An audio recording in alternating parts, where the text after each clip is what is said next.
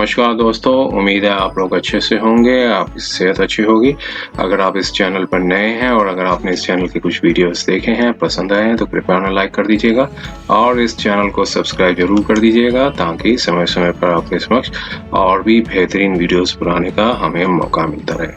दोस्तों, माननीय supreme court ने आज 28 सितंबर 2022 को 3 जजमेंट्स प्रोनाउंस किए हैं और तीनों रिपोर्टेबल जजमेंट्स हैं और जिसमें से एक सिविल है, 2 क्रिमिनल हैं। तो आइए हम थोड़े से इन जजमेंट्स को देखते हैं कि इन जजमेंट्स में क्या क्या था। तो पहली थी देखिए सिविल अपील 428 ऑफ 2022 की सिविल अपील थी और इसमें रिस्पोंडेंट्स हैं appellate versus state of Uttar Pradesh and other state respondents हैं। इस जजमेंट में अपीलेंट ने हाई कोर्ट के ऑर्डर को चैलेंज किया था और इसमें हुआ ये था कि जो अपीलेंट हैं उनको वो एक जो अलोकेट किया हुआ था, एक जो फेयर प्राइस शॉप का लाइसेंस था वो अलोकेट किया गया था और उसमें जो एसडीओ थे, इस केस में एसडीओ अथॉरिटीज थी, उन्होंने एक जो रिस्पोंडेंट हैं उनके जो लाइसेंस को कैंसिल कर दिया था और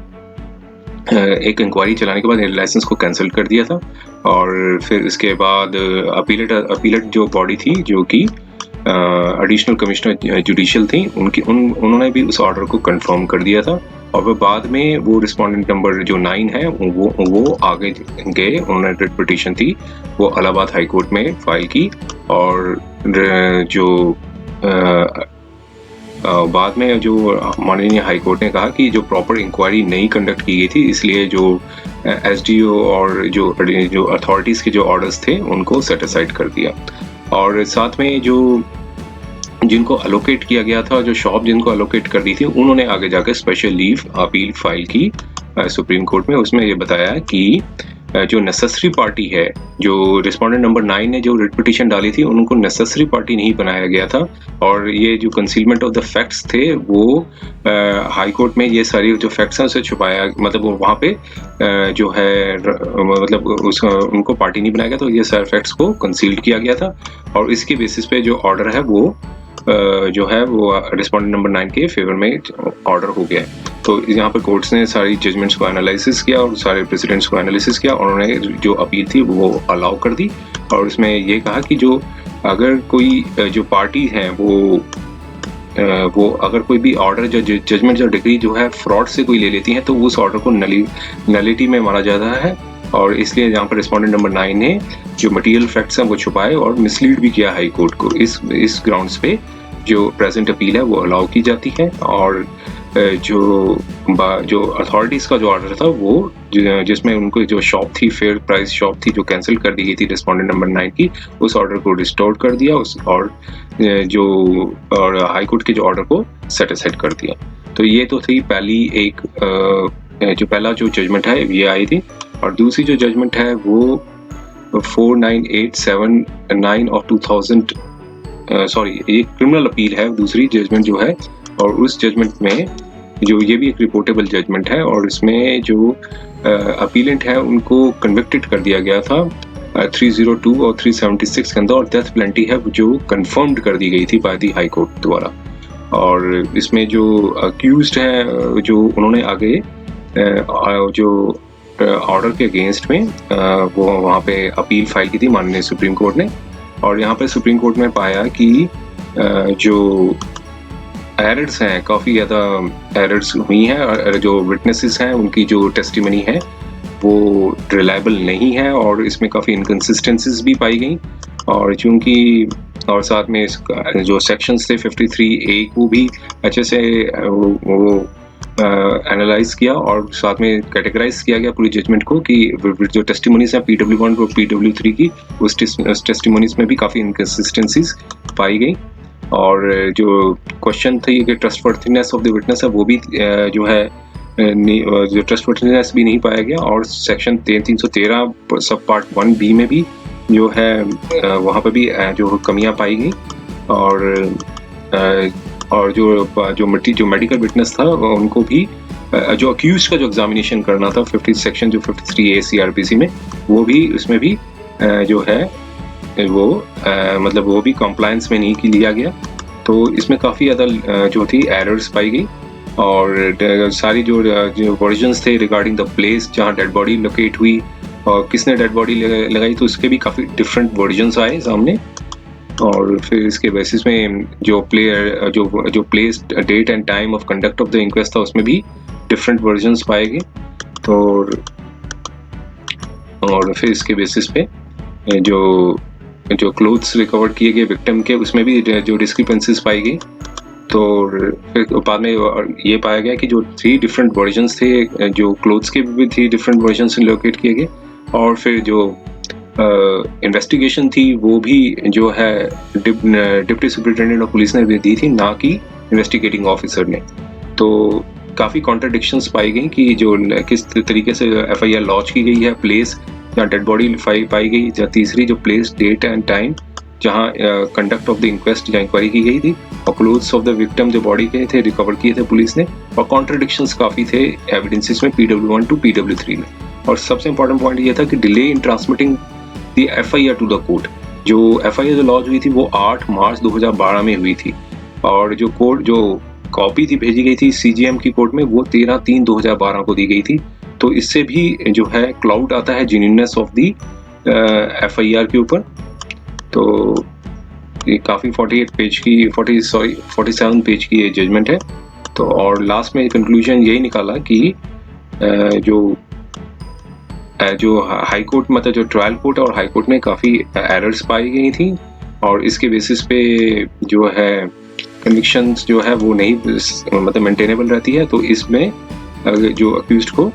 जो है वो अक्विटल कर दिया। तो इसका जो फिर बाद में ये भी स्ट्रॉन्ग ऑब्जर्वेशंस भी दी हैं माननीय सुप्रीम कोर्ट ने, और इसमें ये बताया कि अगर ऑफेंस काफ़ी हीनियस हो तो कोर्ट को जो है मटेरियल एविडेंस जो है वो हाई स्क्रूटनी से देखना चाहिए। और जो ट्रायल कोर्ट ने जो रीजनिंग की थी, तो वो सफिशिएंट केयर जो थी वो नहीं दी गई। जो असेसमेंट्स, जो स्टेटमेंट्स की जो असेसमेंट्स थी PW1 टू PW3 की, तो वहाँ पे काफ़ी वो सफिशिएंट केयर नहीं दी गई, और इसके एक स्ट्रॉन्ग सस्पिशंस जो है वो सामने आता है, जो प्रोसिक्यूशन ने जो स्टोरी दी गई थी। और जो कोर्ट्स ने भी, जो नीचे की कोर्ट्स हैं, उन्होंने भी ओवरलुक्ड कर दिया, मतलब कम्प्लीटली। तो फिर इसके बेसिस पे एरोनियस अप्रोच पाई गई सेशन कोर्ट और इवन हाई कोर्ट द्वारा, और इसके बेसिस पे जो कहा कि इनकी स्ट्रॉन्ग अप्रोच की बेसिस पे ही जो अपीलेंट है वो मतलब जो फांसी कैलोस जो है वहाँ तक पहुँच गया था। तो लेकिन सुप्रीम कोर्ट ने जो है ऑर्डर को, जो है हाई कोर्ट की जजमेंट को सेटिस्फाइड कर दिया, और जो अपीलेंट को एक्विट कर दिया। साथ में एक चीज बताया है कि courts can not make someone a victim of injustice to compensate for the injustice to the victim of the crime. यह चीज़ स्ट्रॉन्ग ऑब्जर्वेशन दी है। तो कहा कि जो चूंकि अपीलेंट एक गरीब था और उसके वो जो सर्विसेज एडवोकेट की नहीं ले सकता, तो कोर्ट ने ही एमिकस जो है वो प्रोवाइड की गई थी। और ऐसे केसेस में जो रिस्पॉन्सिबिलिटी जो होती है कोर्ट की, वो बहुत ज़्यादा ऑनरस हो जाती है। तो इसमें कन्विक्शन जो थी और प्लेंटी थी वो सेटिस्फाइड कर दी, और अक्यूज को जो है वो एक्विट कर दिया। और जो तीसरी जजमेंट है वो है 125 CRPC से रिलेटेड एक जजमेंट है, और इसमें जो सन है और जो वाइफ है, उन्होंने आगे ये अपील फाइल की थी। ये क्रिमिनल अपील है 1693 ऑफ 2022, जिसमें special leave petition criminal 10353 of 2018 की है। ये हाई कोर्ट के order, Punjab Haryana high court के जो जजमेंट है उसके अगेंस्ट में यहाँ पे अपील फाइल की थी, जिसमें वाइफ को जो है कोई मेंटेनेंस जो है वो नहीं अवार्ड की गई थी, और सन को जो अवार्ड की गई थी वो 6000 की अवार्ड की गई थी। तो इसमें थोड़ा सा जो बताया गया है कि जो पहले जो फैमिली कोर्ट ने भी जो हस्बैंड वाइफ की जो मैरिज है वो 1991 में हुई थी, लेकिन जो केस पर डाला गया था 2010 के अंदर डाला गया था 125 CRPC का, और इसमें जो पहले है वो 40,000 रुपीज़ जो है वो मेंटेनेंस अवार्ड की गई थी। लेकिन जो अब चूंकि वो उनकी जो डॉटर है उनको अवार्ड की गई थी, जो अब वो डॉटर जो है 18 साल की हो गई थी।